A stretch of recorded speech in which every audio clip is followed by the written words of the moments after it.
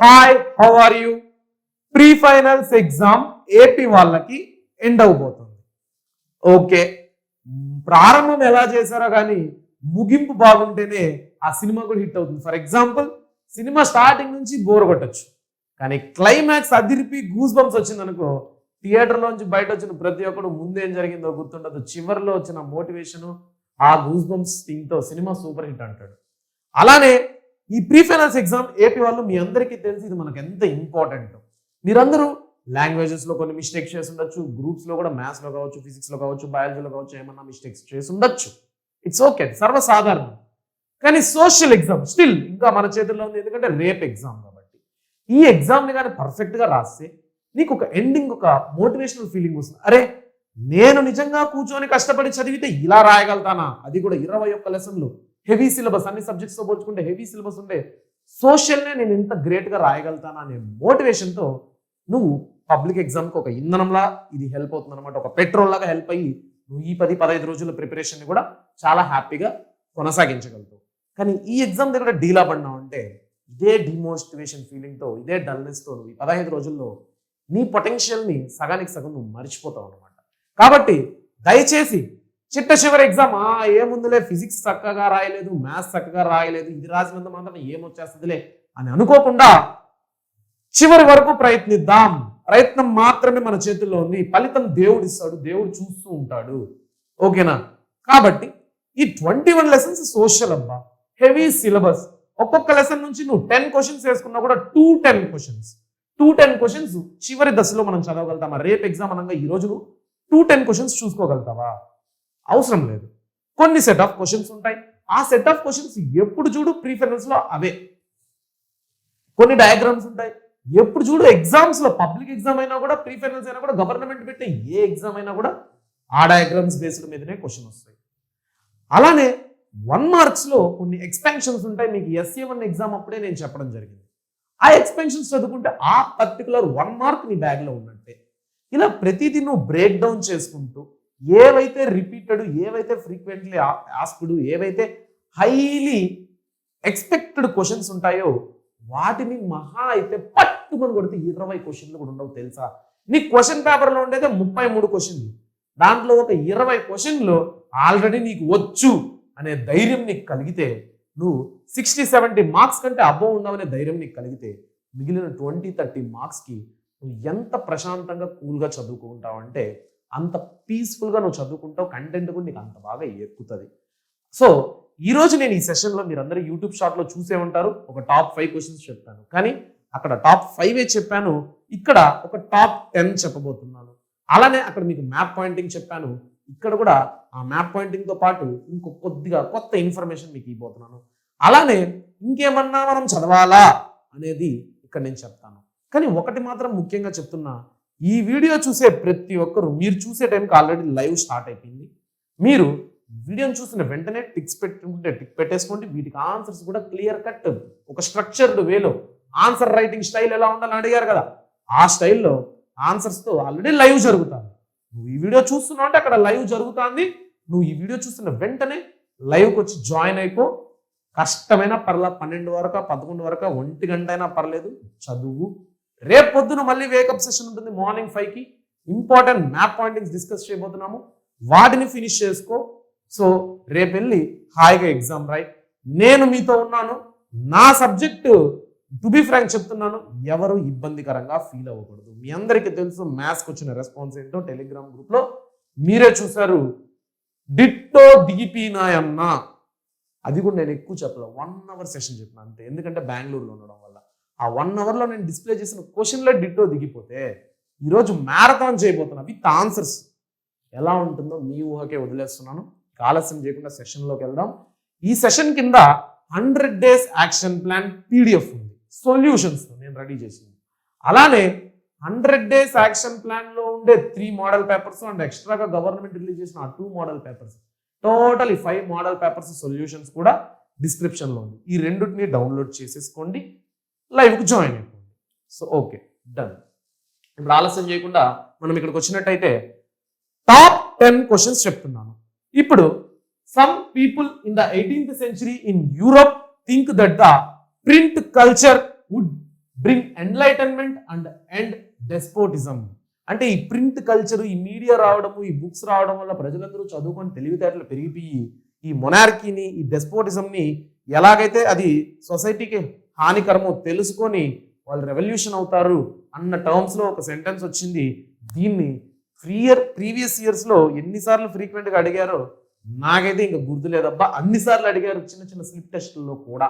కాబట్టి ఫస్ట్ ఇది నేర్చుకోండి. అండ్ మీకు ఇంకో క్వశ్చన్ కూడా ప్రింట్ కల్చర్ నుంచి హైలీ ఎక్స్పెక్టెడ్ ఉంది, అది కూడా నేను చూపిస్తాను.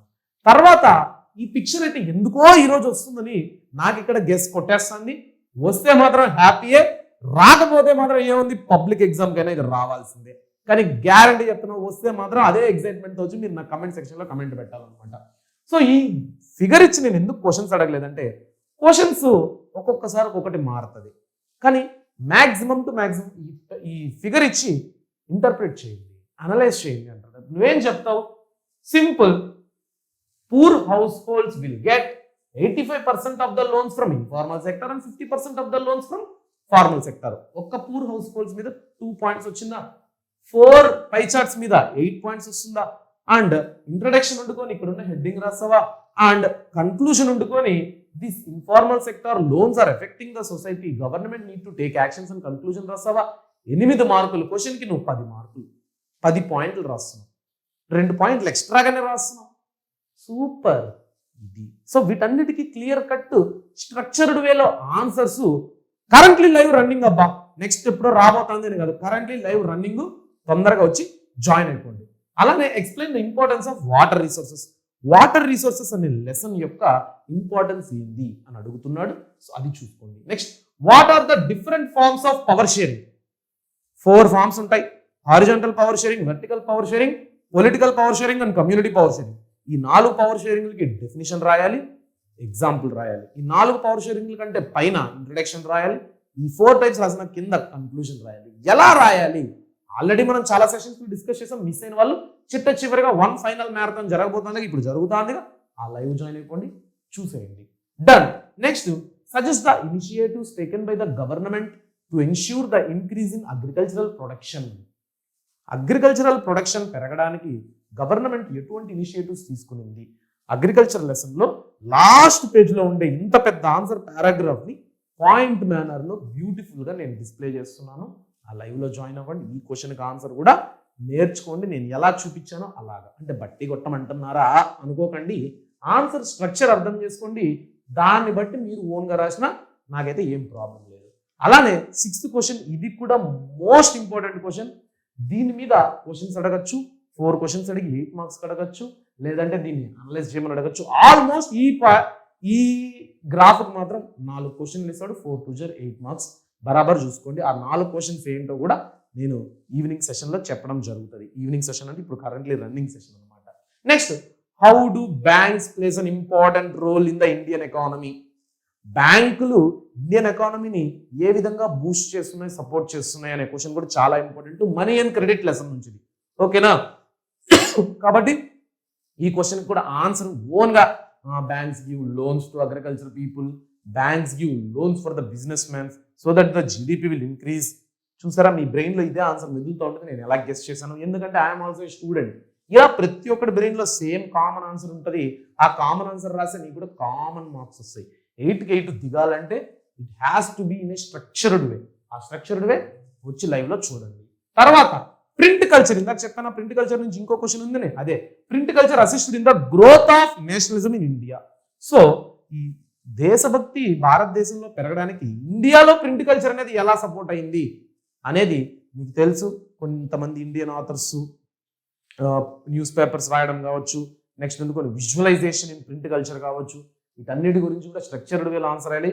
ఈ టైంలో మనము ఆన్సర్ వచ్చా రాదా గురు అలా కాదు ఆలోచించాల్సింది, నాకు ఆన్సర్ వచ్చు ఎలా రాయాలి అనేది ఆలోచించాలి గైస్. ఇంకా స్టిల్ నాకు ఈ క్వశ్చన్కి ఆన్సర్ వచ్చా రాదా నువ్వు డైలమాలో ఉన్నావు అంటే నువ్వు 600కి 600 కాదు 550 కూడా దూరం ఉన్నట్టే. ఇక్కడ నేను చూపించే ప్రతి క్వశ్చన్ మీకు ఖచ్చితంగా తెలిసే ఉండాలి. మీ బ్రెయిన్లో ఏం మెదులుతుండాలంటే, ఓకే నేను ఈ లైవ్ జాయిన్ అవ్వడంతో నేను ఆన్సర్ తెలుసుకోవడం కాదు, ఆన్సర్ ఎలా రాయాలో తెలుసుకోవాలనే ఉద్దేశంతో నువ్వు వస్తున్నావు అంటేనే నువ్వు ఆన్ ట్రాక్ ఉన్నట్టు జాగ్రత్త చూసుకోండి. నెక్స్ట్, పబ్లిక్ ఎగ్జామ్లో కావచ్చు, ప్రీ ఫైనల్స్లో కావచ్చు, మీరు మీ దగ్గర ఎన్నో ప్రైవేట్ మోడల్ పేపర్స్, గవర్నమెంట్ ఇచ్చిన మోడల్ పేపర్స్ ఉంటాయి, ఓపెన్ గా చెప్తున్నా, కమెంట్ సెక్షన్ లో పెట్టండి. మల్టీపర్పస్ రివర్ ప్రాజెక్ట్ క్వశ్చన్ లేకుండా ఎప్పుడైనా క్వశ్చన్ పేపర్ వచ్చిందా? లేదా టీచర్స్ ఒక స్లిప్ టెస్ట్ పెట్టినా కూడా ఆ లెసన్ నుంచి మల్టీపర్పస్ రివర్ ప్రాజెక్ట్ క్వశ్చన్ లేకుండా వచ్చిందా? కాబట్టి ఇట్ ఈస్ మోస్ట్ ఇంపార్టెంట్. 8 మార్క్స్లో రాకపోతే 4 మార్క్స్కి వస్తుంది, 4 మార్క్స్లో రాకపోతే 2 మార్క్స్కి వస్తుంది. వదిలే ప్రసక్తే లేదు ఈ క్వశ్చన్ మనల్ని. కాబట్టి ఈ క్వశ్చన్ కూడా చాలా ఇంపార్టెంట్, జాగ్రత్తగా చూసుకోండి. Easy question, most repeated question అని తెలిసి మనం ఆన్సర్ని నెగ్లిజెన్స్గా రాసామంటే ఫుల్ మార్క్స్ రాదు. కాబట్టి కేర్ఫుల్గా నీట్గా ఆన్సర్ నేర్చుకోండి. నెక్స్ట్ పవర్ షేరింగ్ నుంచి 1 ప్రుడెన్షియల్ రీజన్, 1 మోరల్ రీజన్. ఈ రెండు కూడా బాగా చూసుకోండి.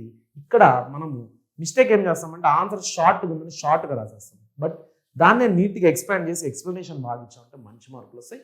దీనికి ఫుల్ ఆన్సర్ కూడా లైవ్లో ఉంది, ఖచ్చితంగా మిస్ అవ్వకుండా జాయిన్ అవ్వండి. సరే, ఇవన్నీ ఓకే. మాకు మ్యాప్ పాయింటింగ్స్లో ఇండియా మ్యాప్ పాయింటింగ్స్ కావాలి, వరల్డ్ మ్యాప్ కావాలి. మీరు అందరూ షార్ట్లో చూస్తుంటారు. సో ఇండియా మ్యాప్ ఒక 15 పాయింట్స్ మీ ముందరకు తీసుకొచ్చాను. ఆ 15 పాయింట్స్ని మీరు స్క్రీన్ షాట్ తీసుకోండి. అలానే వరల్డ్ మ్యాప్ ఇక్కడ ఒక 15 పాయింట్స్ తీసుకొచ్చాను. ఆ 15 పాయింట్స్ కూడా మీరు స్క్రీన్ షాట్ తీసుకోండి. తర్వాత ఈ 30 పాయింట్స్ ఎలా లొకేట్ చేయాలి, మ్యాప్ పాయింటింగ్ని కూడా లొకేట్ చేసే విధానం ఉంటుంది. ఆ వే ఎలా ఉంటుంది పర్ఫెక్ట్గా పాయింట్ అవుట్ లొకేషన్ లొకేట్ చేయాలి అనేది రేపు మార్నింగ్ వేకప్ సెషన్లో 5కి కలుద్దాం. ఈ రోజు నైట్ 11కో 12కో పడుకుంటాం. మళ్ళీ నాకు నిద్ర ఉండదు, నేను లేస్తున్నాను. మీరు లేయడంలో తప్పే లేదు.